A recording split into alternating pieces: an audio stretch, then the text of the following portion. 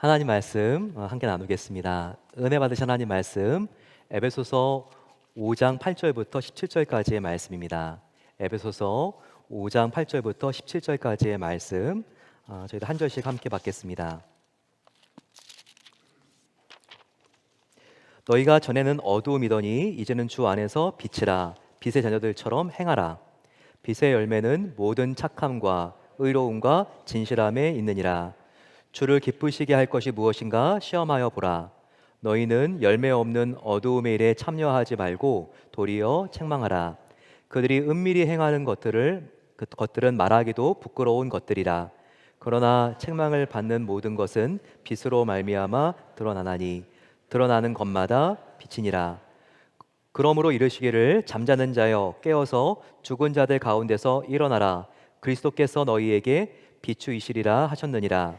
그런즉 너희가 어떻게 행할지를 자세히 주의하여 지혜 없는 자같이 하지 말고 오직 지혜 있는 자같이 하여 세월을 아끼라. 때가 악하니라. 그러므로 어리석은 자가 되지 말고 오직 주의 뜻이 무엇인가 이해하라. 아멘. 그리스의 신화에 제우스의 아들이 나옵니다. 그 이름은 카이로스인데요. 시간의 신, 기회의 신을 말합니다. 특별히 그는 참 이상한 모습을 가졌다고 사람들에게 믿어졌습니다. 프란체스코 델 로시라고 하는 화가는 이 프레스코화에서 그의 모습을 이렇게 표현을 했습니다. 앞머리는 휘날릴 정도로 굉장히 깁니다. 하지만 뒷머리는 머리가 하나도 없는 대머리죠. 또 어깨와 발에는 날개가 달려 있습니다. 이 카이로스 신, 이렇게 생긴 이유는 바로 기회, 시간이 어떻게 작용하는가, 그 특성을 우리에게 알려주고 있습니다. 앞에 머리가 무성한 이유, 바로 그것은 기회가 무엇인지를 알아보는 사람에게는 그 기회가 쉽게 잡히기 위해서입니다. 하지만 뒷머리가 대머리인 이유는 무엇일까요? 그것은 기회를 알아보지 못하는 사람에게는 잡을 수 없게 만들기 위해서입니다. 또 어깨와 발에 날개가 있는 이유는 이미 지나간 기회는 다시 붙잡을 수 없을 만큼 빠르게 날아가 버리라고 그렇게 날개가 달려 있다고 합니다. 이것이 기회와 시간의 특성이라고 할 수 있습니다. 이렇게 빨리 지나가고 그리고 한번 지나가면 돌이킬 수 없고 저장할 수 없는 게 바로 이 시간의 특성입니다. 우리는 시간을 잘 관리하기 위해서 특별히 이 시간의 특성을 잘 정확하게 알아야 합니다. 그래서 이 세상에 많은 자산들이 있는데 가장 최고의 가치 있는 자산이 시간인 것을 깨달아야 합니다. 왜냐하면 시간은 한번 지나가면 되돌릴 수 없기 때문입니다. 가치를 저장할 수도 없기 때문이죠. 이 세상에 돈과 같은 재물은요, 특별히 예금을 한다든지 동산, 부동산 형태로 가치를 저장할 수가 있습니다. 하지만 가장 값비싼 가치를 가진 바로 이 시간을 저장도 할 수 없으니 이것이 얼마나 정말 가장 고귀합니까? 그래서 이와 같은 시간의 특성을 특별히 시편 기자는 이렇게 노래합니다. 90편 10절 말씀을 한번 보시게 되면 우리의 연수가 70이요 강건하면 80이라도 그 연수의 자랑은 수고와 슬픔뿐이요 신속히 가니 우리가 날아가나이다. 야, 정말 요즘 내가 시간을 생각할 때 딱 이 느낌입니다. 신속하게 가니 그냥 날아가 버립니다. 이런 생각들을 우리가 하고 사는 것 같습니다. 얼마나 바쁘게 살고 있나요? 이렇게 시간은 빠를 뿐만 아니라 유한합니다. 기한이 있죠. 시작이 있으면 반드시 끝이 있는 것이 시간의 특성입니다. 그래서 야고보 사도가 이렇게 말하죠. 그는 4장 14절에서 내일 일을 너희가 알지 못하는도다. 생명이 무엇이냐? 너희는 잠깐 보이다가 없어지는 안개니라.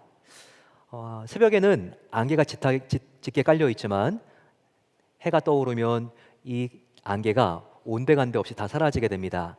이렇게 붙잡지 않으면 다 사라지고 마는 무한한 가치를 가진 자산이 바로 시간이라는 겁니다.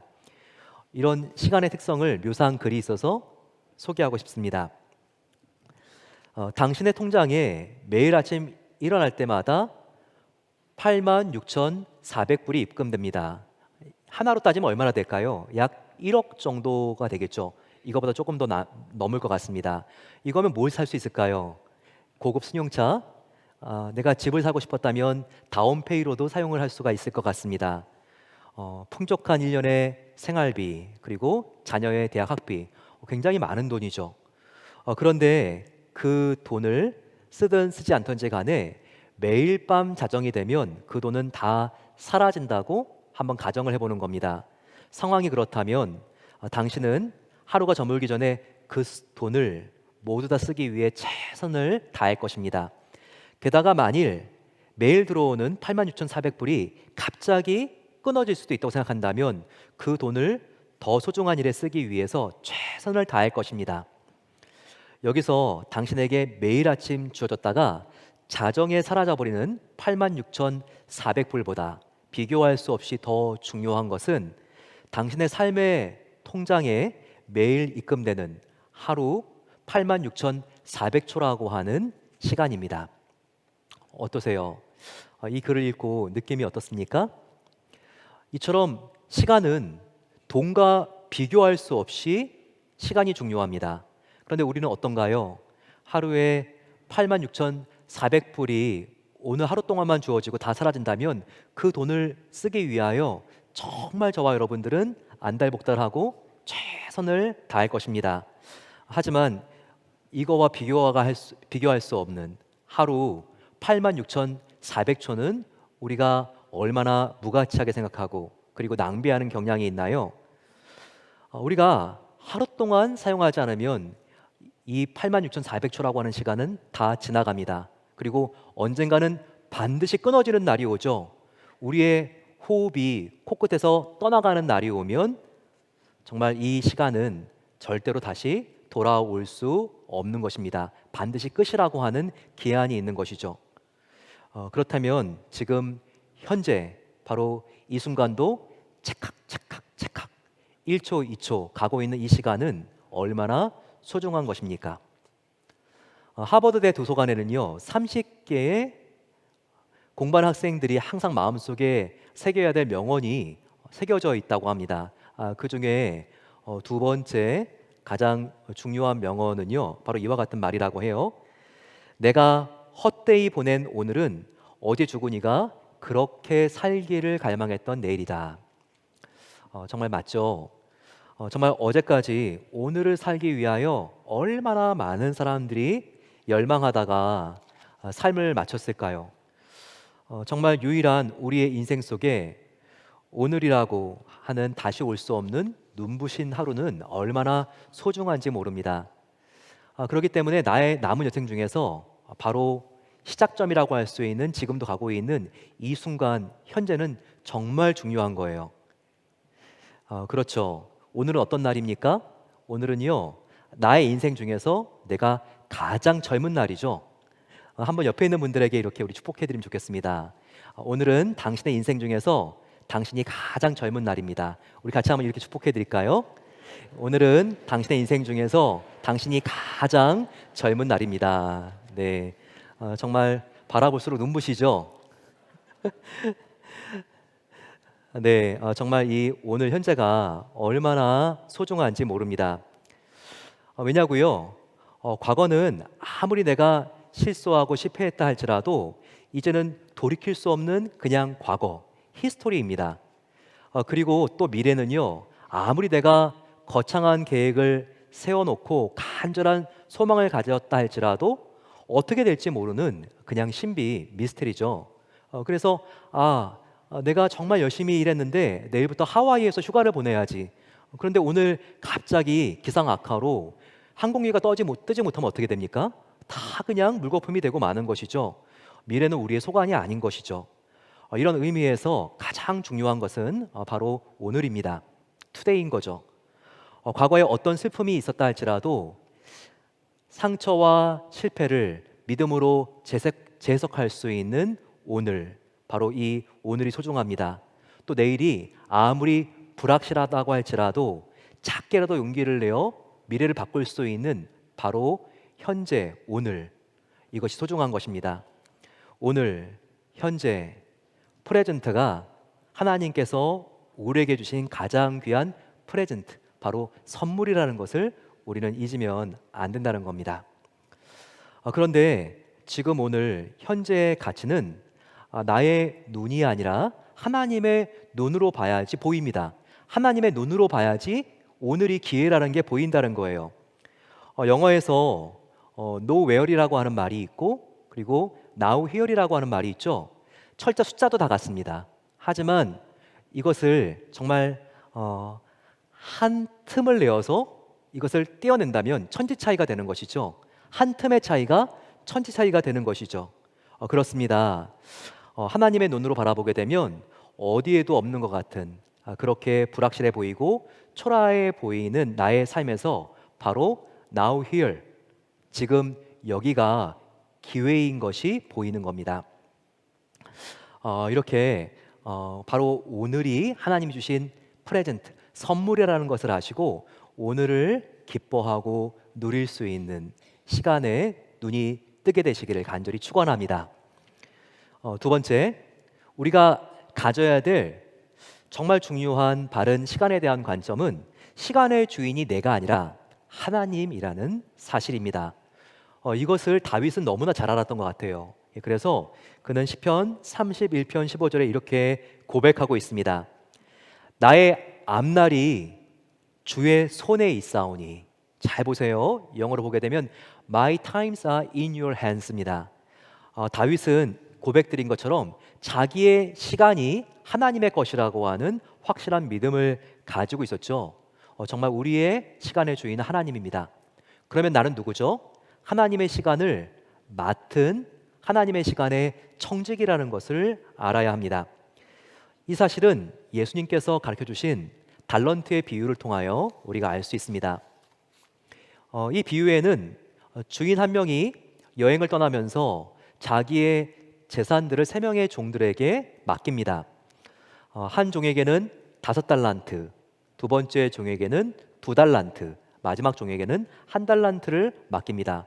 그리고 긴 여행 끝에 돌아와서 결산을 합니다. 그런데 결산의 평가 기준에 따라서 상을 내리는 종들도 있고, 그리고 또 상을 받는 종들도 있고 벌을 받는 종들도 있습니다. 그 평가 기준은 무엇일까요? 받은 달란트로 얼마나 많은 성과와 결과를 남겼느냐, 이게 아니에요. 바로 맡은 달란트를 얼마나 최선을 다하여 정성스럽게 사용했는가, 바로 그들의 자세와 그들의 동기를 가지고 이 주인이 평가하는 것을 우리가 볼 수 있습니다. 그런데 달란트 비유에서 주인이 종들이 얼만큼을 남겼느냐, 바로 이런 성과가 아니라 그 마음의 동기를 보고 평가하신 것처럼 시간을 맡긴 우리들도 하나님께서 반드시 결산하는 날이 온다는 거예요. 하나님께서 각 사람들에게 시간을 차등하게 맡기셨습니다. 어떤 사람에게는 50세 이전에 이 세상을 떠나는 정말 짧은 인생을 살 수 있는 시간을 맡긴 사람들이 있어요. 또 어떤 사람들에게는요 90세, 100세가 넘을 만큼 그렇게 긴 시간을 맡긴 분들이 있습니다. 그런데 하나님께서 반드시 맡긴 시간에 대해서 하나님께서는 결산하는 날이 온다고 말씀하셨습니다. 그날이 되면 인생을 누가 오래 살았느냐, 그리고 그 기간 동안 남들보다 얼마나 많은 일을 했는가, 얼마나 위대한 업적을 남겼는가, 이게 평가의 기준이 아니라는 겁니다. 길이보다는 밀도예요. 양이 아니라 질입니다. 하나님께서는 우리가 길게 살았던 짧게 살았던 상관없이 하나님께서 맡겨주신 바로 그 인생의 기한 동안 하나님과 얼마나 친밀하게 교제했는지, 그리고 하나님께 얼마나 진심으로 하나님께 영광을 올려드렸는지, 바로 그것을 가지고 하나님께서는 상을 내리시고 벌을 주시고 평가하실 날이 온다고 말씀하셨습니다. 그러면 저와 여러분들이 하나님이 기뻐하시는 선한 시간의 청지기가 되기 위해서 어떻게 살아야 될까요? 방법은 우리의 마음의 주인이 확실하게 하나님이 되어야 한다는 것입니다. 우리 마음의 중심에 하나님이 주인이 되어야 하지만 우리의 마음이 믿음 안에서 관리가 됩니다. 또 우리의 마음이 관리가 되어야지만 우리가 시간도 잘 관리할 수 있는 거예요. 바로 이와 같은 원리, 마음이 관리되어야지만 시간 관리가 제대로 된다. 이것을 알았던 사람은요, 바로 사도 바울이었습니다. 그래서 이 통찰을 오늘 본문에서 우리에게 가르쳐 주고 있어요. 오늘 지금 사도 바울을 보게 되면요, 에베소 5장 16절에 이렇게 목소리 높여 강조하고 있습니다.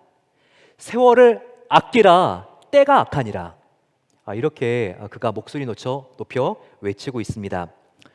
이 말씀을 보게 되면 짧은 문장이지만 굉장히 중요한 의미가 이 안에 함축되어 있어요. 세월을 아끼라라고 했는데 이 세월은 그냥 물리적이고 객관적인 시간, 그런 타임이 아닙니다. 그런 시간, 물리적이고 객관적인 시간을 헬라어로는 크로노스라고 하는데요, 그런 하루에 24시간, 이 시간이 여기 세월이 아니라는 거예요.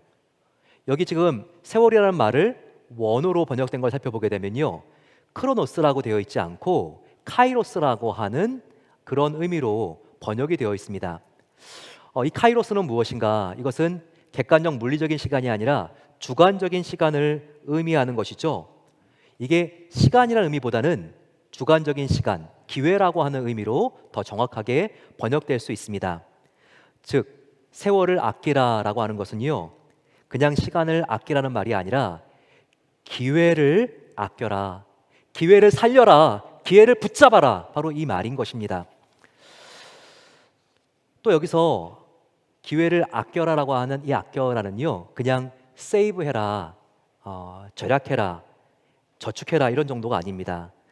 여기 사용된 단어 원어를 보게 되면요, 세이브가 아니라 리딤이라고 하는 시간을 구속해라 라고 나와 있습니다.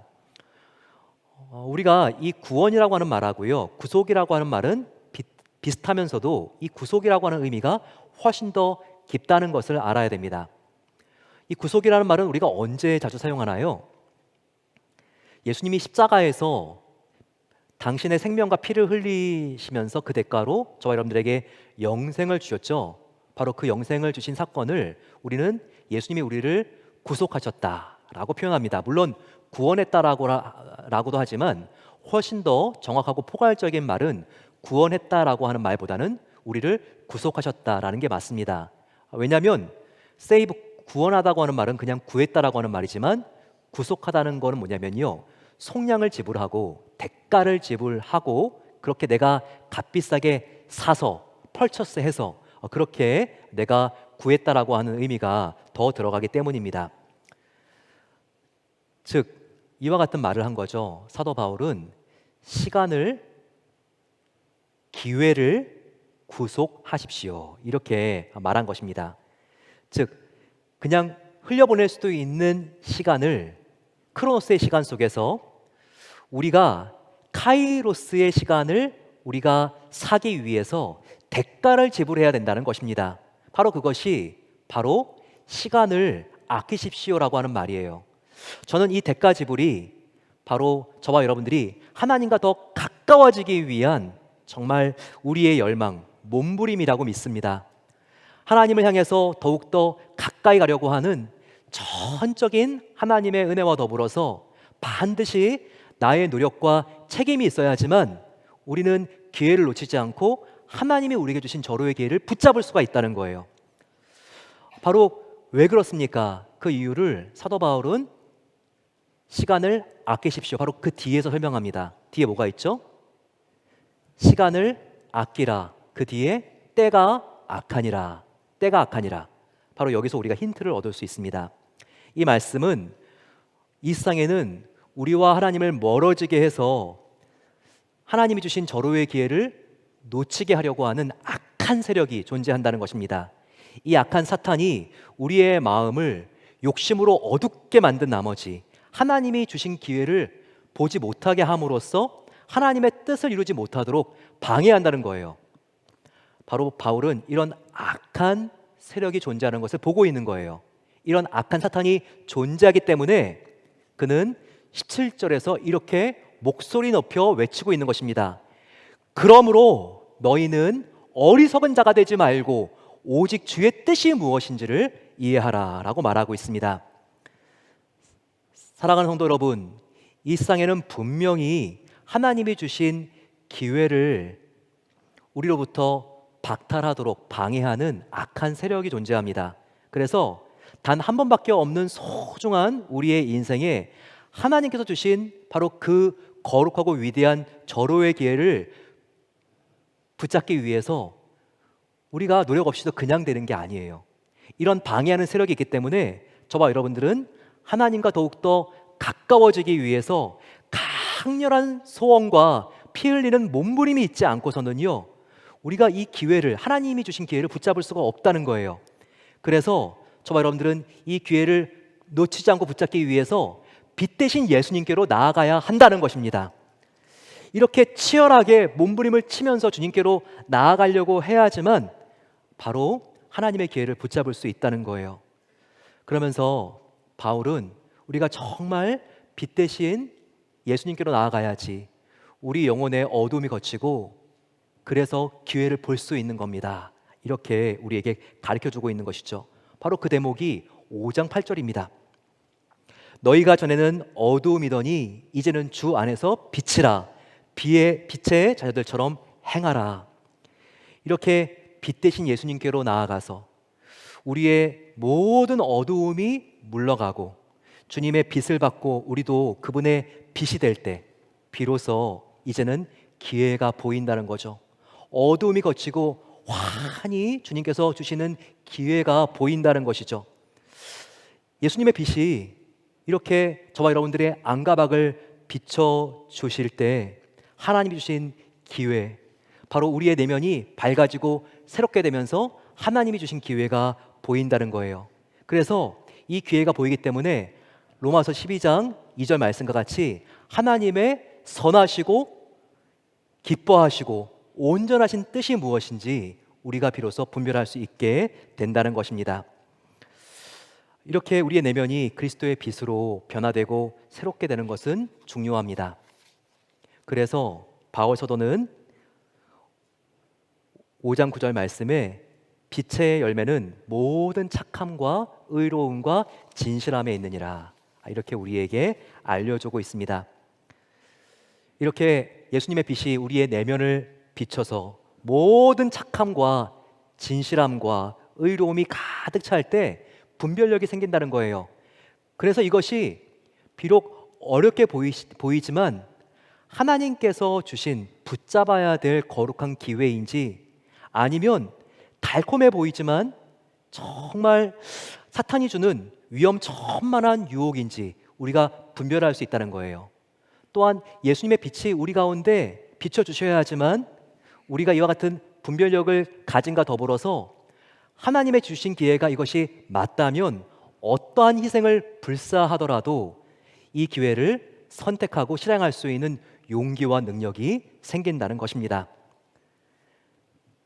그러면 구체적으로 하나님이 정말 기뻐하시는 시간의 청지기가 되기 위해서 저와 여러분들은 하루를 어떻게 살아야 될까요?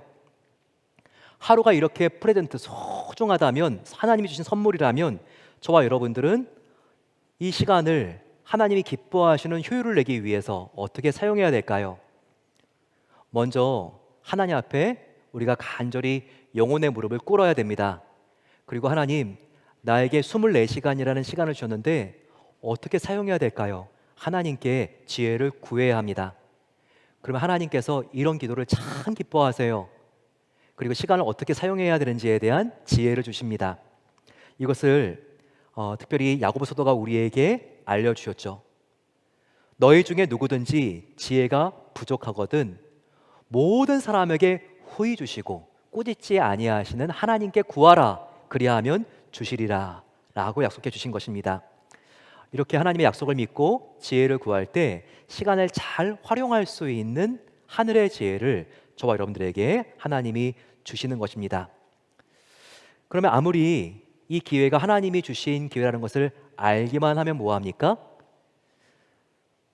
이 기회가 역사가 일어나기 위한 통로가 되기 위해서는요, doing, 행해야 돼요. 우리가 이 기회를 붙잡기 위해서는 반드시 실행하고 실천해야 됩니다. 이것을 알았던 바울이 에베소서 오늘 말씀의 15절에 이렇게 말하고 있죠. 15절에 보시게 되면 그런즉 너희가 어떻게 행할지를 자세히 주의하여 지혜 없는 자같이 하지 말고 오직 지혜 있는 자같이 하여. 여기 보게 되면 정말 우리가 하나님이 주신 지혜를 생각만으로 우리가 떠올리는 게 아니라 우리가 그 지혜대로 행하여야지만, 실천해야지만 된다는 것을 여기서 우리에게 알려주고 있습니다. 그러면 조금 더 구체적으로 하나님의 지혜를 우리가 어떻게 행하면 하나님이 주신 시간을 낭비하지 않을까요? 첫 번째 방법은 이것을 아는 겁니다. 아침에 눈을 뜰 때 마음 상태가 하루를 좌우한다는 것을 알아야 돼요. 우리가 아침에 온전한 마음 상태를 갖기 위해서는요, 사실 그 전날 자기 전이 정말 중요합니다. 자기 전 30분이 정말 중요해요. 성경적인 시간과는요, 해가 뜨고 아침이 된 다음에 해가 지고 저녁이 되는 게 아닙니다. 바로 그 반대죠. 창세기 1장 5절을 보세요. 하나님이 빛을 낮이라 부르시고 어둠을 밤이라 부르시니라. 더 자세히 보세요. 저녁이 되고 아침이 되니 이는 첫째 날이라. 자, 시간의 시작이 언제입니까? 아침이 아니라 보시게 되면 바로 저녁이 되고 아침이 되니, 바로 해가 지는 이 저녁이 하루의 시작인 것을 보여주고 있습니다. 이 전통에 따라서 유대인들은요, 금요일 해가 졌을 때부터가 바로 주일의 그들의 안식일의 시작이죠. 성경에서의 하루는 동이 트는 아침이 아니라 해가 지는 밤부터가 시작이 되는 것입니다. 따라서 하루의 시작인 이 저녁에 우리가 어떠한 마음 상태로 잠을 우리가 드는가, 바로 이것이 시간을 우리가 효율적으로 사용하는 데 있어서 굉장히 큰 핵심이라는 것을 놓치지 말아야 합니다. 많은 경우에 우리들은 밤을 자기 전에 넷플릭스, 유튜브, 드라마를 시청하다가 피곤해가지고 잠드는 경우들이 있지 않습니까? 그러면 자면 뇌가 쉴 수 있어야 되는데 계속해서 방금 전까지 봤던 그 영상이 계속해서 잠자는 동안에도 떠돌아다닙니다. 계속해서 나의 무의식을 괴롭히는 것이죠. 잘 때까지 또 어떤 분들은 정치, 경제, 전쟁, 그와 같은 뉴스를 이렇게 보다가 잠이 들죠. 우리는 많은 경우에 내가 지구를 지켜야 되는 독수리 오영자라고 착각을 하는데요, 그러지 않습니다. 그러면 안 되는 것이죠. 그러면 어떻게 됩니까? 계속해서 자면서 총소리, 국회에서 싸우는 소리, 이와 같은 소리들 때문에 정말 우리의 뇌가 쉬지를 못하는 거죠. 잘 때는 자야 돼요. 여러분, 절대로 손이 닿는 위치에 스마트폰을 두지 마십시오. 그렇지 않으면 자꾸 자는데도 카톡. 그 카톡을 자는 기간 동안 확인하지 않아도요, 여러분 전혀 우리 인생에는 문제가 거의 대부분 생기지가 않습니다. 그러지 말고 수면 전에는요, 하나님과 교제하는 모드로 전환시킬 수 있어야 합니다. 30분 동안 주님, 내가 이제 주님의 품에 안겨서 자기를 원하는데 나의 영혼을 하나님의 평안으로, 안식으로 덮어주시옵소서. 이렇게 우리가 잠이 든다면 아침에 깰 때 나와 함께 하시는 주님이 느껴지기 때문에 감사가 넘치고 용기와 자신감을 가지고 하루를 상쾌하게 시작할 수 있는 것입니다. 이러한 마음의 상태로 시작하면 하루의 시간 전체를 정말 효율적으로 사용할 수 있게 됩니다.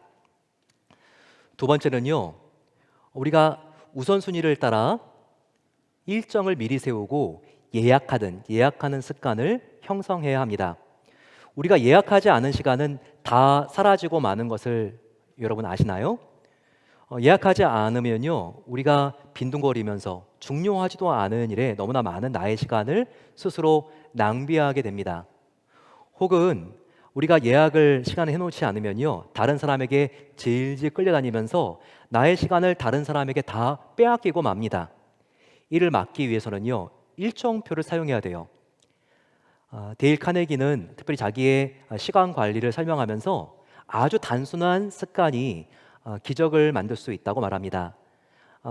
그분은요, 하루에 아침에 일어나게 되면 꼭 해야 될 5개의 일들을 씁니다. 그리고 뭐가 제일 중요한지 바로 중요도에 따라서 우선순위에 따라서 재배열을 합니다. 그리고 이것을 언제 할지를 결정을 하죠. 그리고 꼭 자기 전에는 5개 중에서 자기가 그날 한 것을 지웁니다. 이와 같은 아주 단순한 시간 관리의 습관이 위대한 그의 인생을 만든 것이죠.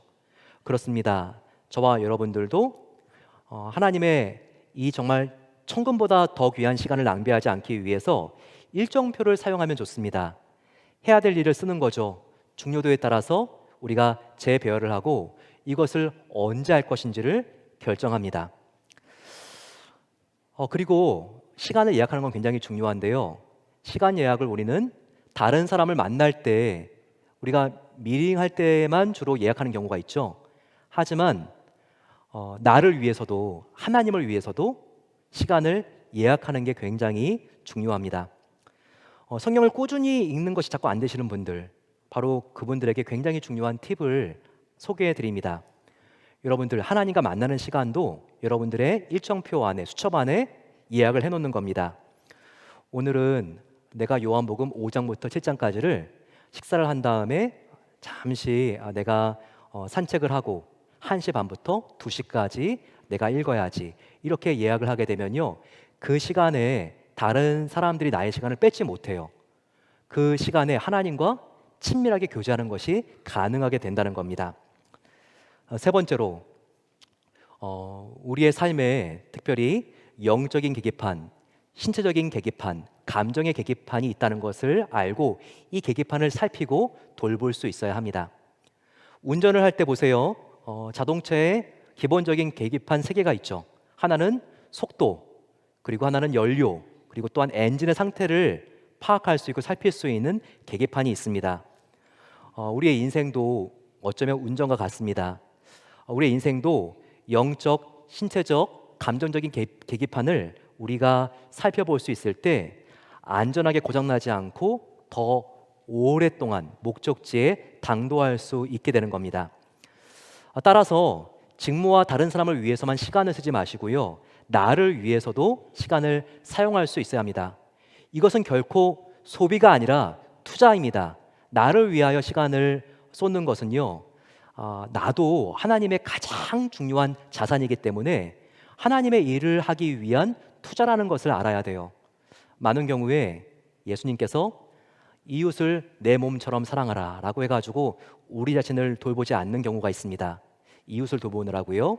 하지만 이웃사랑 이전에 내 이웃을 내 몸과 같이, 우리의 영혼을, 우리 자신을 돌보는 것이 먼저 전제되어 있다는 것을 우리는 잊지 말아야 합니다. 그러기 위해서는요, 저와 여러분들의 삶의 바운더리가 필요할 수 있어요.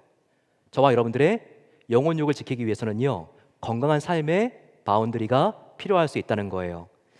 즉, 내가 감당할 수 없는 일은요, 예절 바르게 거절하는 그와 같은 매너를, 에티켓을 우리가 개발할 필요가 있습니다. 또 나의 일은 물론 내가 남에게 떠넘기지 않고 책임을 다해서 해야 되겠지만, 그렇지 않은 일은 그 일을 할 때 오히려 더 성장할 수 있는 다른 사람에게 인트러스트, 위임하는 지혜도 우리가 길러야 하는 것입니다. 마지막으로, 우리는 시간을 사용하는 방법에 있어서 시간 사용의 가장 최고의 고수이신 예수님께 배워야 합니다. 예수님처럼 주어진 시간을 완전하게 사용하신 하나님이 없으셨어요. 예수님은 고작 3년이라고 하는 짧은 공생의 기간 동안 인류 구원이라고 하는 전 역사를 통틀어도 이룰 수 없는 가장 크고 가장 위대한 일을 성취해내지 않았습니까? 어떻게 이것이 가능할 수 있을까요? 어떻게 이것이 가능했었을까요? 그것은 예수님의 시간 사용의 목적과 방법이 바로 사랑이었기 때문입니다. 사랑이었기 때문입니다. 예수님은 하나님과 사랑의 교제를 하는 것을 최일순위로 삼았어요. 그래서 하나님과 이렇게 아주 특별히 남달리 교제하다 보니 하나님의 뜻과 마음을 예수님처럼 이해할 수 있는 사람이 없었어요. 그래서 하나님보다 앞서거나 뒤서지 않고 예수님 하나님과 동행할 수 있었던 것입니다. 그래서 예수님께서는 하나님께서 가라 하면 가고 멈추라 하면 멈출 수 있었던 거예요. 그 결과가 무엇입니까? 이렇게 하나님과 동행하다 보니 예수님은 십자가를 지시고 우리의 모든 죄를 사해서 구원해 주시는 하나님의 가장 위대한 뜻을 이루신 것입니다. 우리도 예수님처럼 하나님과의 교제의 시간을 1순위로 여겨야 합니다. 하나님과의 관계에서 질서가 생기면요, 다른 모든 사람의 관계에서도 질서가 생기는 겁니다. 또한 예수님은요, 일과 사람을 분리시키지 않았습니다. 항상 우리의 시간 관리의 갈등은 이거죠. 일이 먼저냐, 사람이 먼저냐. 하지만 예수님은 뭐라고요? 일과 사람을 분리시키지 않았습니다. 왜냐하면 예수님의 일은 사람이었기 때문입니다. 예수님의 삶의 목적은 사람들을 사랑으로 섬기는 것이었기 때문입니다. 그래서 예수님은 하나님을 1대1로 홀로 계시면서 교제하는 시간뿐만 아니라 이미 예약된 시간을 삐짓고 돌아오는 사랑하는 사람들을 위해서 예수님의 일과를 과감하게 내려놓는 경우들도 있었습니다. 갑자기 어린아이들이 예약도 없이 예수님에게로 몰려듭니다. 제자들은 일정에도 없었다고 그 아이들을 밀어내려고 하지만 예수님께서는 그 아이 하나하나를 다 안아주는 것이죠. 또한 계획에도 없었던 왕의 신하, 사마리아 여인, 수로보니게 여인, 그리고 혈루병 걸린 여인이 왔을 때에도 그들을 고쳐주시고 품어주시고 회복시켜 주십니다.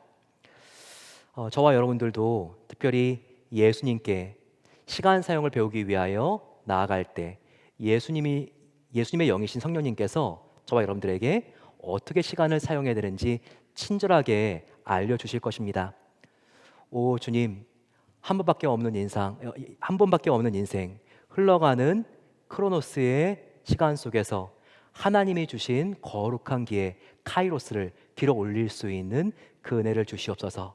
이렇게 고백하며 나갈 때 한 번밖에 없는 인생을 최고의 인생으로 변화시킬 수 있는 그 은혜가 함께 하시기를 축원합니다.